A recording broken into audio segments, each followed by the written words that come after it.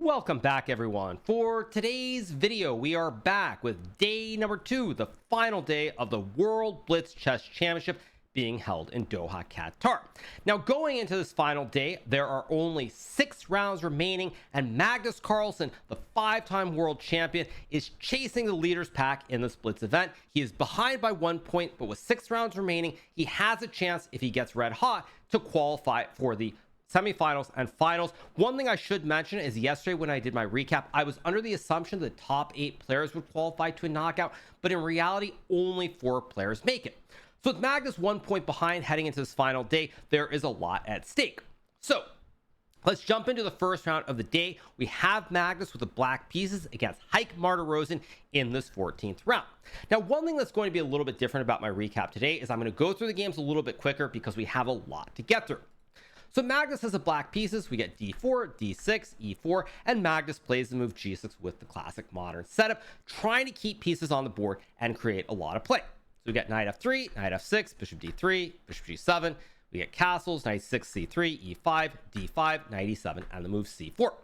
Magnus castles, we get knight c3, a5, rook e1, knight e7, and now we get the move bishop to e3.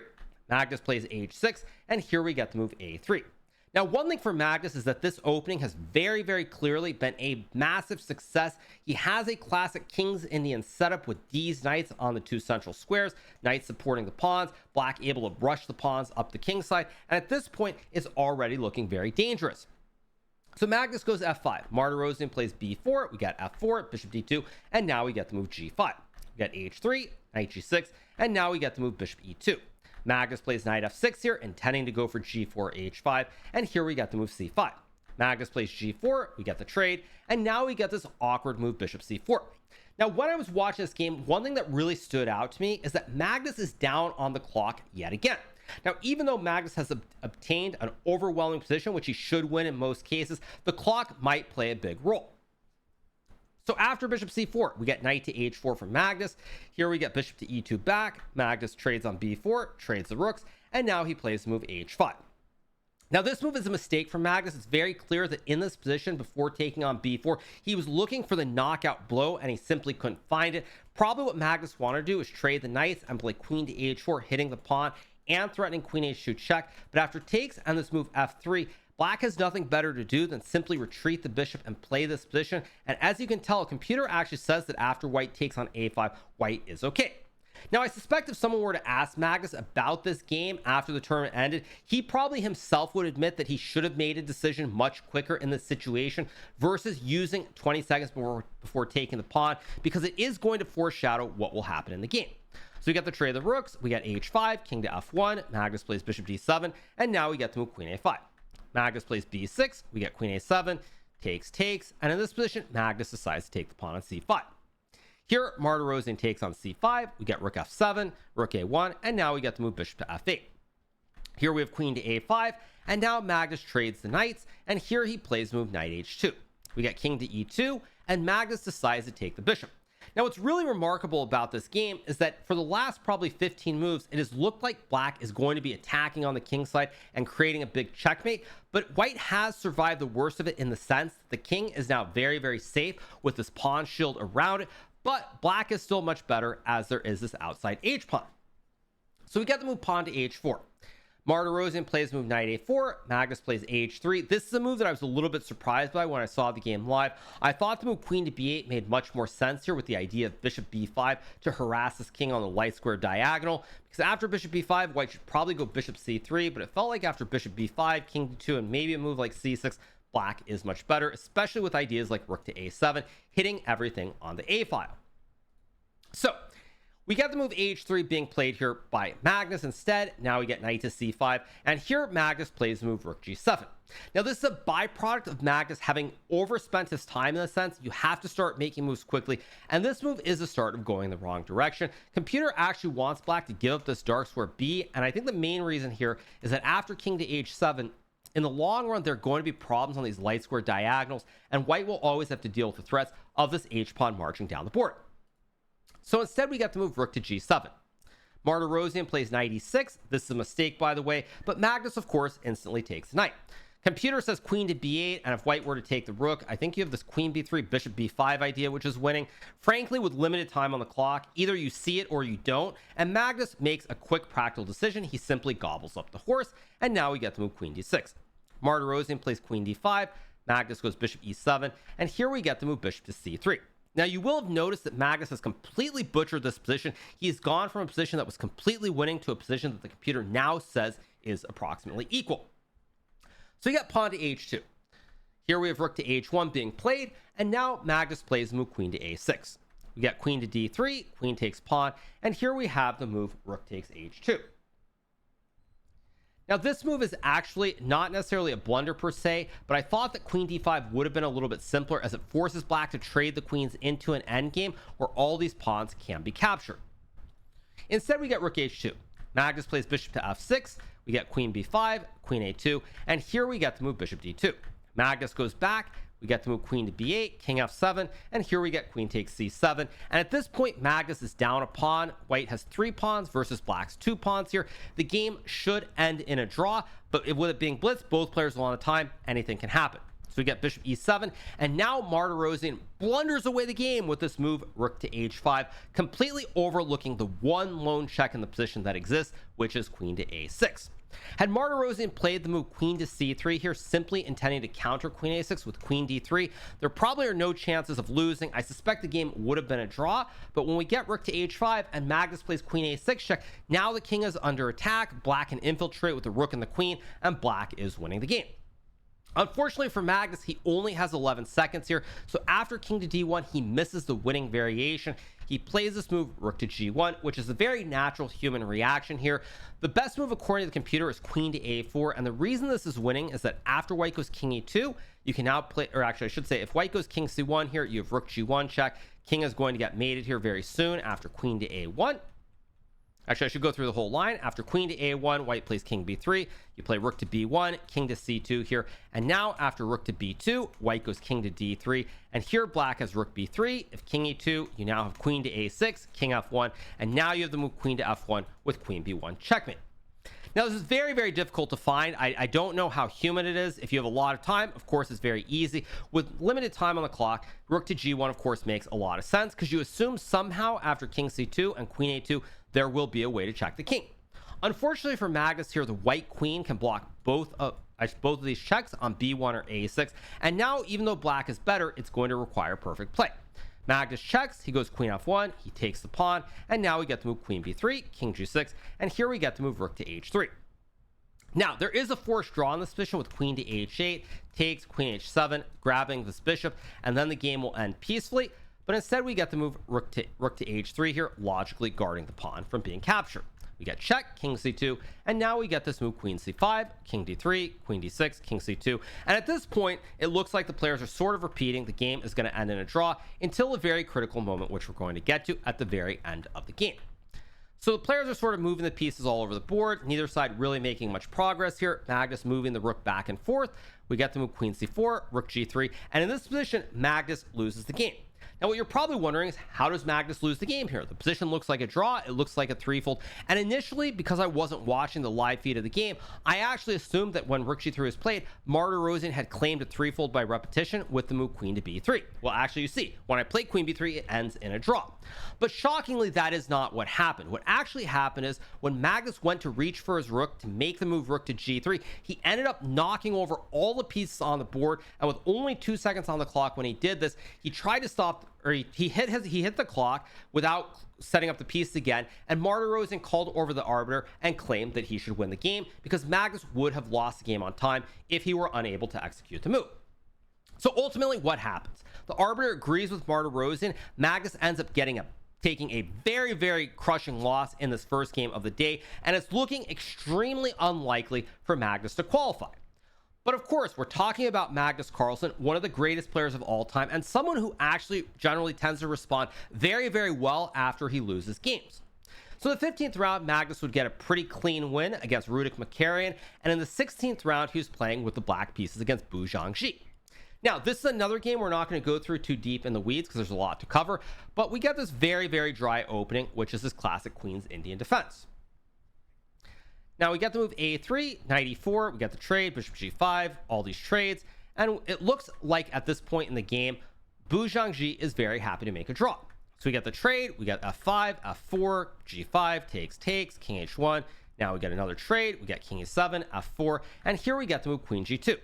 Magnus plays queen g6, we get rook g1, rook g8, and here we end up in this endgame. Now, once we've reached this endgame, this is very clearly a draw. Magnus, again, is way down on the clock, probably for the main reason that he knows he needs to win every game at this point, and he's trying to create complications. So Bu decides to trade all the pawns off. He goes bishop c2, and at this point, the game is simply headed towards a draw with the same number of pawns on the board. We get king f6, e5, king f3, h6, king g3, knight e6, bishop d3, and finally, Magnus plays the move e4. Here, Bu goes king f2, we get king g6, more dilly-dallying every which way, king g3, we get bishop to a4, and this is one thing that I find very interesting about the game of chess. Now, there have been many games that I have played or games that I've seen where a player has what I would say is a fortress, a setup where your opponent cannot make any progress. Very specifically in this endgame, if white just waits with the bishop on d1 and c2 here, or even d1 and e2, there is really no way for black to make progress. The main reason being that if black ever tries to bring this king too far away to the queen side here, at some point, let's just get to this, the bishop will infiltrate and all these pawns will become very big targets on the light squares. So we get knight to b7, and now Bu plays bishop a4, Magnus plays king g6. Of course, he does not blunder the very nasty checkmate here where the king has no squares available. He goes king to g6, and now we get the move bishop e8. Now, as I just mentioned, if white were to play this move bishop to d1 here after knight c5 and bishop c2, this is just a dead draw. There is no way for Magnus to win this game. There are not even any chances of sniffing a victory. But Bu instead decides to keep the bishop on a different diagonal with the bishop on d5. Now, what I would say about Magnus here, and this is really important to note, is Magnus is so good at sensing when there are opportunities in a position, because initially it looks like, well, so what? The knight has to go to b3 here, and the knight's going to come back to c5. What's the big deal? Bishop guards a pawn. It's just a draw. But Magnus actually notices that now with the bishop on this side of the board, the knight can start to sneak in towards these two squares on the f file, both f3 and f1, and now there's a faint glimmer of hope. So we get king g2, Magnus plays knight f3, and here we get to move king g3, which to me was a little surprising. I thought h3 made more sense just to save the pawn, but Bu goes king g3. Now we get king to g6, we get bishop c6 here, and this is actually a fatal blunder. Once again, if white were to play king g2 or this move h3, the game will end in a draw. But when Bu plays bishop c6, this is shockingly a blunder, after which Magnus is now winning the game with this move knight d2, because suddenly the pawn on c4 is under attack, and there's also knight to f1 hitting the pawns on e3 and h2 and forking the entire house. So Bu plays king f2, Magnus takes the pawn, and now Magnus will go on to convert this very cleanly. He puts the knight on c2, takes a pawn on f4, and with 3 versus 1 here, there's no doubt that Magnus will win. Now, in my view, this win was critical. Maybe someone can call it luck or something like that. I don't really look at it like that. I think the reality is Magnus' opponent simply thought there was no danger and fell asleep at the wheel, leading to him having this miraculous opportunity to win the game. But I do believe that if Magnus had not won this game in the 16th round against Bu Zhangji, he would not have qualified for the knockout stage. But true to form, Magnus gets this very nice win in the endgame with this one little nifty trick, and then he goes on to beat 2 players in a row, including Samoenkov and Maxime Vachier-Lagrave, and he pretty much coasts into the knockout stage very easily by winning 4 of his last 5 games. So Magnus has made it to the knockout stage with the last 4 players remaining. I have spoken about this. I spoke about it at length during my stream earlier. I do not like the format change where you go from a long 19-round Swiss to then a knockout format. I feel that it definitely favors the stronger players, match play being a lot different than playing in a Swiss format. So I'm not a big fan of this, and I do hope that FIDE will eventually switch back to the old format with straight up Blitz with one format or another, as opposed to mixing a Swiss format with matches, but it is what it is. So in the semifinals, we had Magnus playing against Fabiano. It is a best of 4 match. If the players are tied after 4 games, 2-2, there will be a classic Armageddon game. So the first 3 games of this match are drawn, and in the first 2 games are drawn, and in this 3rd game, Fabi has the white pieces against Magnus. So the game starts with the move e4. we get e5, d3, and Magnus plays knight c6. Now, one thing that surprised me is that Fabi decides to play d3. He does not play his main openings, and this actually is something that really surprised me, because when I saw one of the games in the Swiss portion, which was Magnus versus Maxime, Maxime also played a weird sideline against Magnus, the Sicilian, and Maxime got destroyed and blown off the board. Now, to me, this really goes against everything that you want to do when you play Magnus. Very specifically, Magnus is clearly the best player in the world. He is a player who has great awareness in any position on the board, and not playing serious preparation, playing hardcore computer top moves for the first 10 to 15 moves of the game. To me, that seems very, very counterproductive to what you're trying to accomplish, because you're definitely playing into Magnus's game of where you just play chess. And most of the time, Magnus emerges on top. So we get d3, knight c6, knight c3, bishop c5, knight f3, and now we get to move d6. Fabi plays knight a4, we get a5, we get the trade, and now we get to move c3. Magnus develops a knight, we get bishop e2, castles, castles, b6, and here Fabi plays the move bishop e3. Now we get to move f5, Fabi trades, and here he plays move knight d2. Now, this is the start of going in the wrong direction, but the computer line here with bishop g5, frankly, in a blitz game, to me, it seems kind of weird to play bishop g5 and knight to h4, trying to get a position where you have the two bishops on the board here, and white is better. If you know the idea, you can find it. Practically speaking, in a blitz game with the stakes so high, I don't think it's realistic whatsoever. So we get the move knight to d2. Magnus plays the move bishop to e6, we get bishop to f3, and here we get the move queen d7. Fabi plays queen to e2, we get the move bishop to d5, and now we get the move bishop e4. Magnus plays h6, we get f3, rook d8, and here we have the move rook fd1. Magnus goes to a4, bishop f2, and now we get the move knight to e7, intending to route this knight to g6 and potentially f4. So we get knight c4 here from Fabi. Magnus plays knight g6, guarding the pawn, threatening knight f4, and now we have the move pawn to g3. After this move g3, we get the move queen to f7 from Magnus, and here Fabi plays the move rook f1. Now, this really speaks to what I said at the start of this game, which is that it feels as though Fabi has not done anything super wrong. He's played normal developing moves. He's got the knight, he's got the bishop in the center, a classic wooden shield here, and he shouldn't be that much worse. But Fabi has been completely outplayed by Magnus, and this is why it's so tough to play against Magnus, because even the most innocuous and seemingly dry positions, there are always opportunities for things to go wrong, as we'll see in this game, as well as another game later in the recap. So you got the move knight to d6. Fabi trades the bishop for the knight, we get queen takes bishop, and now we get the move knight takes e5, and Magnus plays the move queen e6. Now, here you'll notice that Magnus is down a pawn in this position. White has 7 pawns on the board versus black 6 pawns here, but because of this great wooden shield on d5, black is better. So we get rook ae1, Magnus decides to take this pawn, and this move is, from a computer standpoint, a serious error. In my view, I think this is a very good practical decision from Magnus, because obviously he doesn't know the objective evaluation, but the computer says after rook to e8 here, queen d2 and queen to f6, there is massive pressure on both the diagonals. The queen and the rooks are perfectly placed here, and it's just very, very tough to play. So we get bishop takes f3. Fabi plays knight takes f3, we get the trade, rook takes knight, and now we get the move bishop e3. Magnus trades, king f7, and here we get this move g4.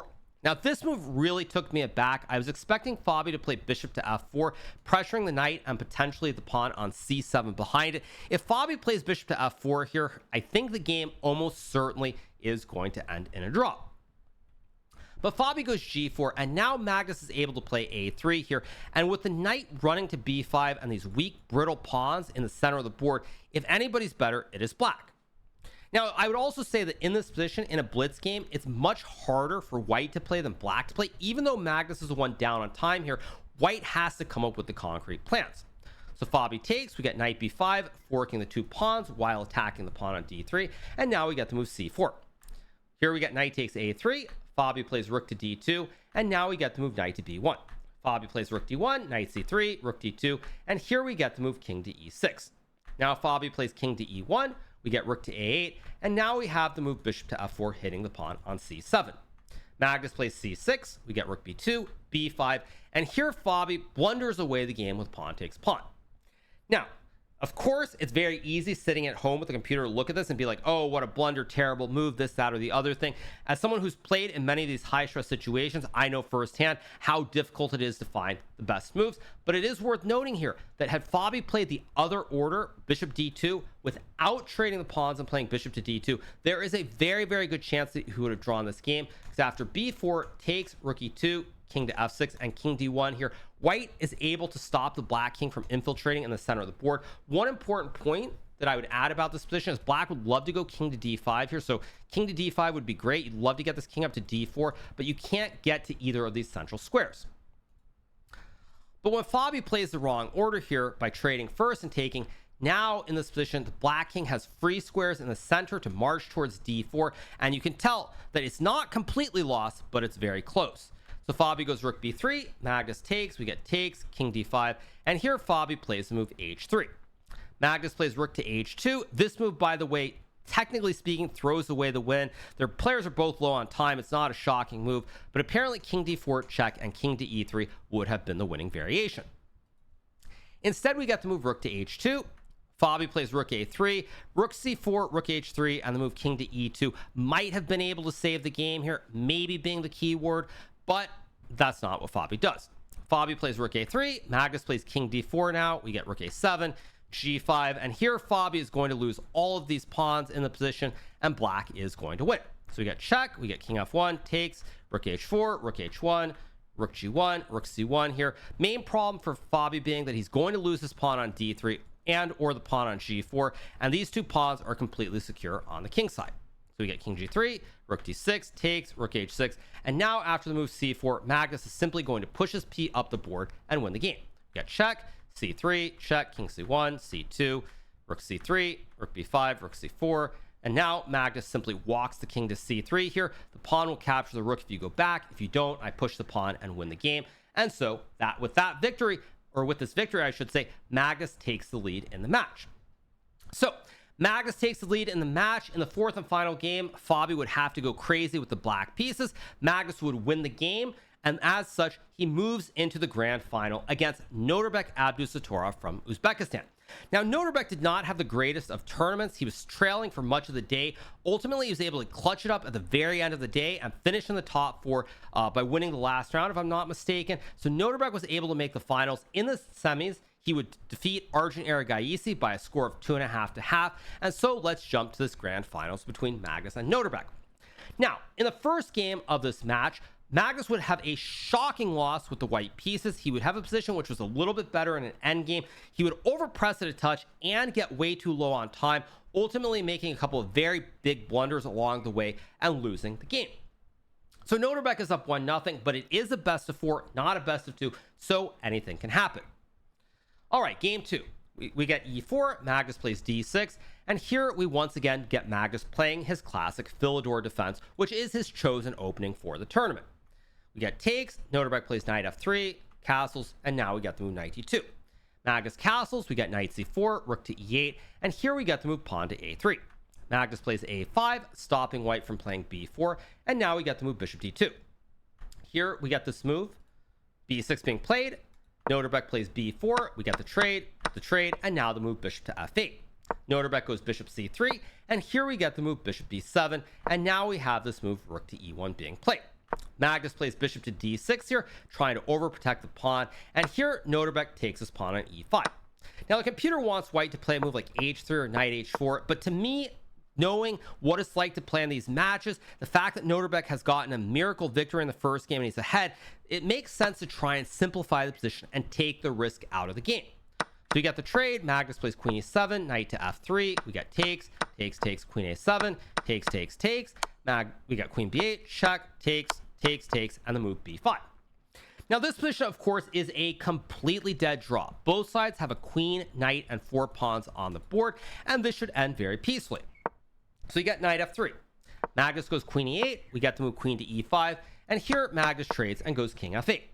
Now it really shocked me when Nodirbek played this move king to f1 here. You'll notice that Nodirbek is up 45 seconds on the clock in this position, and knight c6 is a move that makes a ton of sense here because it cuts off the king from getting to the center very quickly, and the knight can retreat to hit this pawn on b5. Instead, we get king f1. Magnus goes king e7, we get king e6, knight f3, and now Magnus has an active king on the queen side. Nodirbek goes knight g5, Magnus plays king c4, and here Nodirbek makes the first sort of slip up with this move king d2. Now, it's very clear to me that with Nodirbek leading this match, he's happy to make a draw with the white pieces, and anytime you think that you can make an easy draw is exactly the moment of the most danger, as I know very well from having played Magnus many times. So Nodirbek plays king d2. Now, there's nothing super wrong with this king d2 move, but knight takes f7 was the best move, and after king to c3, king d1, no doubt Nodirbek was worried about something like b4, and then actually, is it b4? Maybe it's not. I'm trying to think. King d1, is it b4? No doubt he's worried about some trick like knight g4 maybe, or maybe it was h6 with knight e4. This, I think you can chalk up very, very clearly to what we like to call the Magnus effect, because there is no danger of losing this position for Nodirbek because the king guards the pawn and his knight is always going to have access to enough central squares.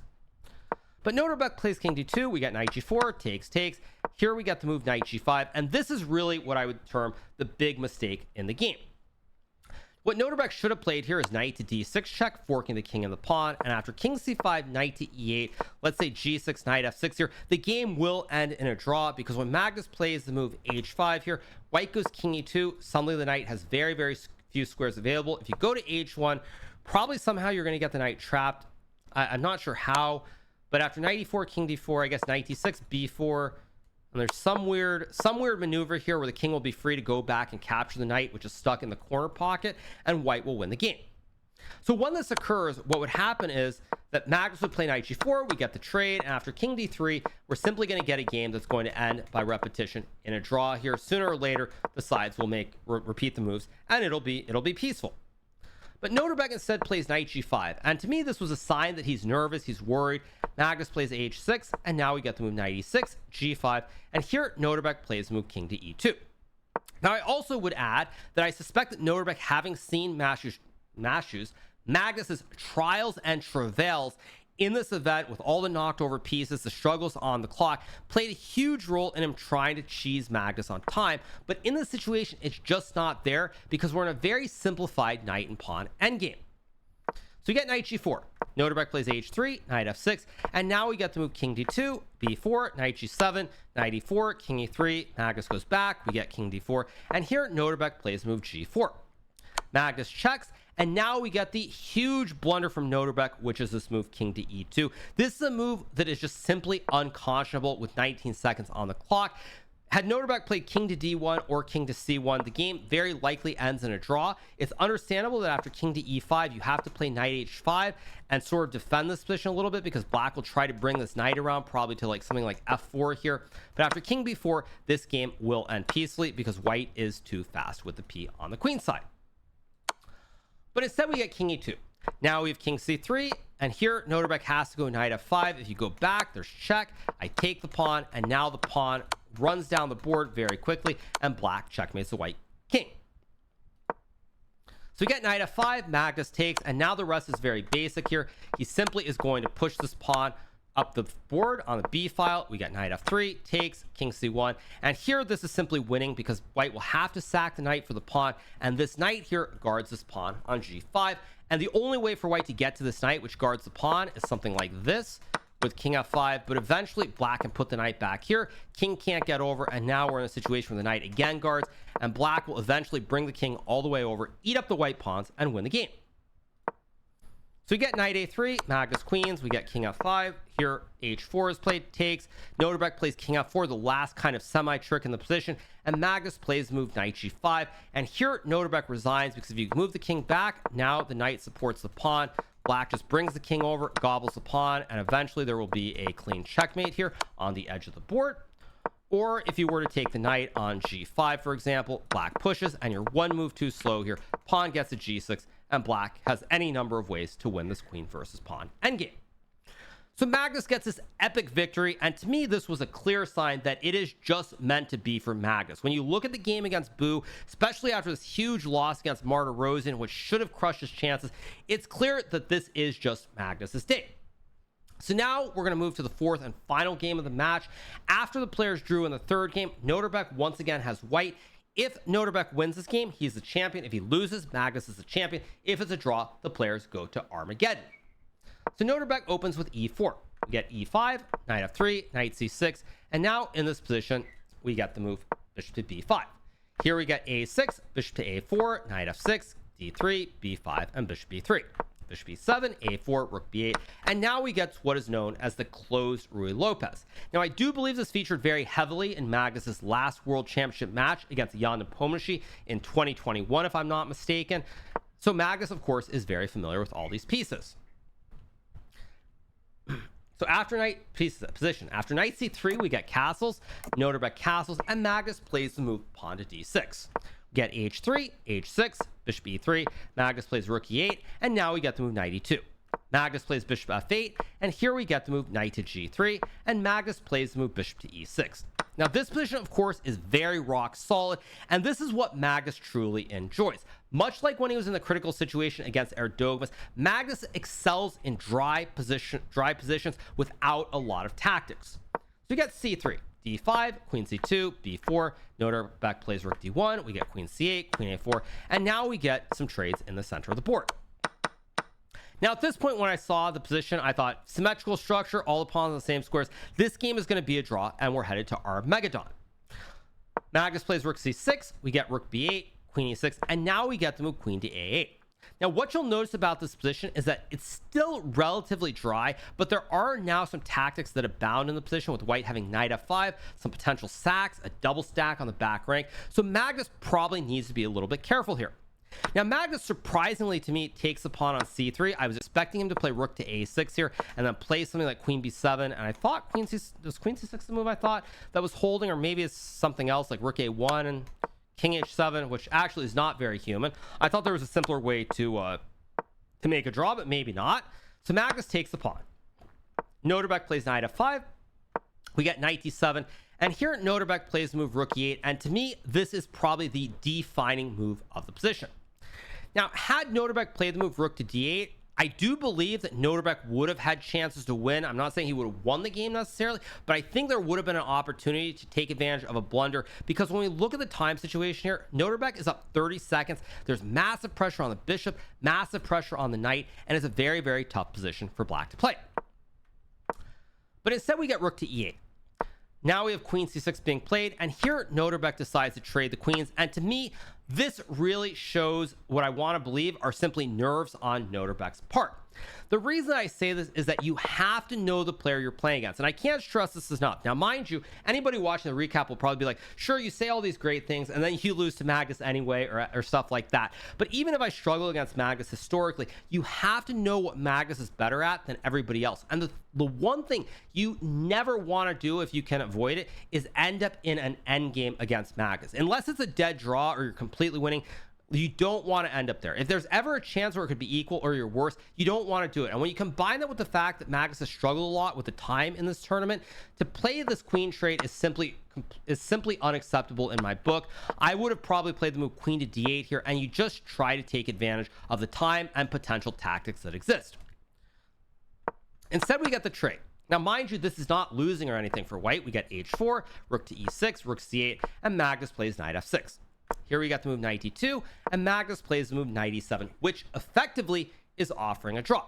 Now, Nodirbek takes his pawn on c7, and in my view, this is Nodirbek losing objectivity about both the position and the player that he's playing against. Now, in this situation, if I were playing here, I would simply trade the knights, play bishop c5, hitting the rook and the bishop here. Black drops back, you take, rook d8, rook c2, and after h5, f3 here with the same number of pawns on the king side, both players are going to agree to a draw very, very soon. But what I think happened here is twofold. I think Nodirbek felt massive nerves realizing he's playing for the title. I think he thought Magnus is struggling with time. If he gets low on time, bad things happen. And he also, I think, actually misevaluated the position and thought he could be better if he took the pawn. Now, all three of these things play a huge role here, because what would be true for playing most players is not true when you play Magnus, because this position is not actually better for white objectively. White has double pawns. If white can get some position like a knight on e4, something like this, for example, with a great bash and all these pawns marching up the board, white can be much better. But currently white can't be better, especially because black can move the knight to the center immediately. So we get rook c6. Magnus plays h5, bishop g5, knight d5, and here we get the move knight e4, f6, and Nodirbek plays this move bishop d2. Now, if Nodirbek had played the move bishop to e3, probably he still would have drawn this game, because after knight to e7, you can play rook to e6 here. Knight can't move because you lose the rook, takes, for example. And after rook to a8 in this position, white can play knight g3, both guarding the pawn on f5 and hitting the pawn on h5. Instead, we get bishop d2. Now we get knight e7, and here Nodirbek plays rook a6. If he were to go rook e6, now there's rook to d8, attacking the bishop. You can't go knight g3 because then you lose the bishop, and after you move the bishop, black takes, and this position is still within the realm of being a draw, but you're down a pawn in the endgame. So Nodirbek goes rook a6. Now Magnus takes the pawn. He's up a pawn in the endgame. There will be no issues with time pressure, and Magnus is probably going to find a way to win. So we get g3, king f7, king g2, king g6, rook a4. After a lot of dilly-dallying here, Magnus decides to force a trade of the knights. We get bishop e3, king f5, rook a7, g6, and now we get the move rook to a2 being played. Now in this position, this should still technically be a draw, but the way to try and make a draw here is to put the rook on the 6th rank, where you always keep pressure on both of these pawns, versus going passive, because after we get rook a2, Magnus takes over the 4th rank. Now he puts the bishop on c3, intending to go bishop d4, and this is getting very airy. We get rook a2, bishop d4, bishop h6, and now Magnus plays king d3, trying to play rook c2 to force an endgame. Now, this endgame is actually a theoretical draw, but I love this decision from Magnus because there is no risk involved, and it actually looks like it could be winning since we have the same color bishops on the board.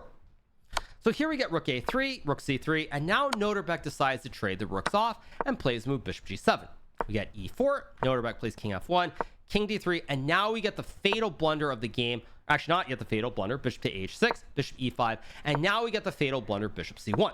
Now, this is very instructive here, because if black ever puts this pawn on f5, for example, white can just wait forever with the bishop. If you ever go e3, this endgame is simply a theoretical draw with the king guarding the 2 pawns, and black really doesn't have any other way to progress than playing e3.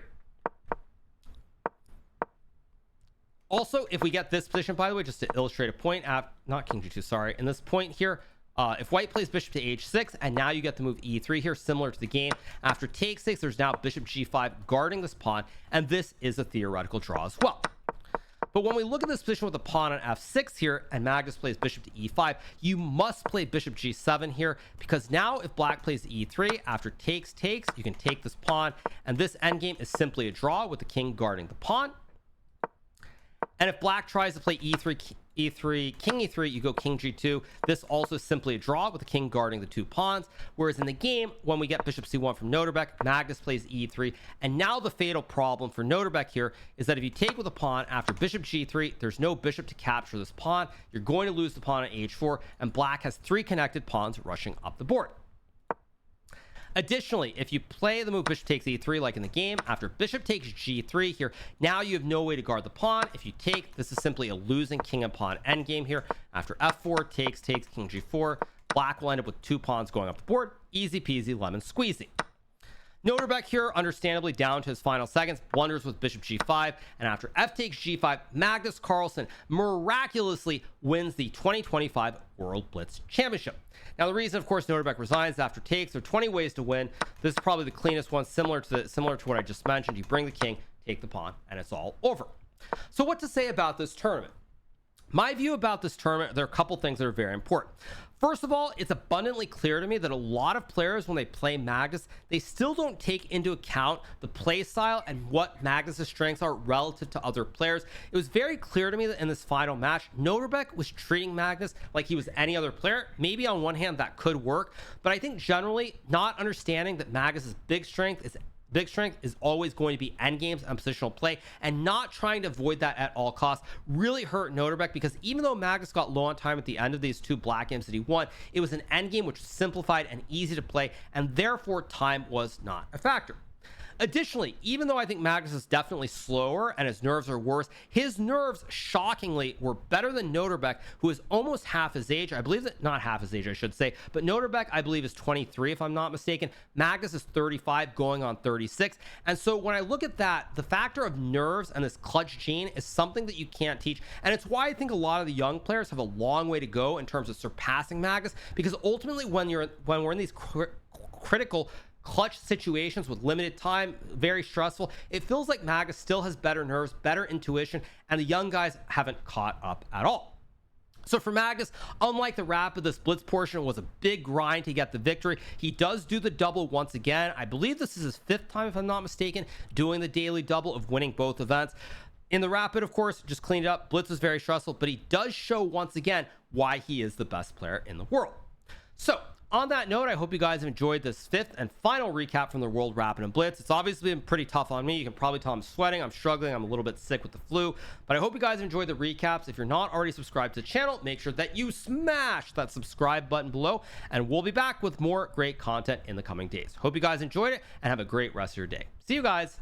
Bye.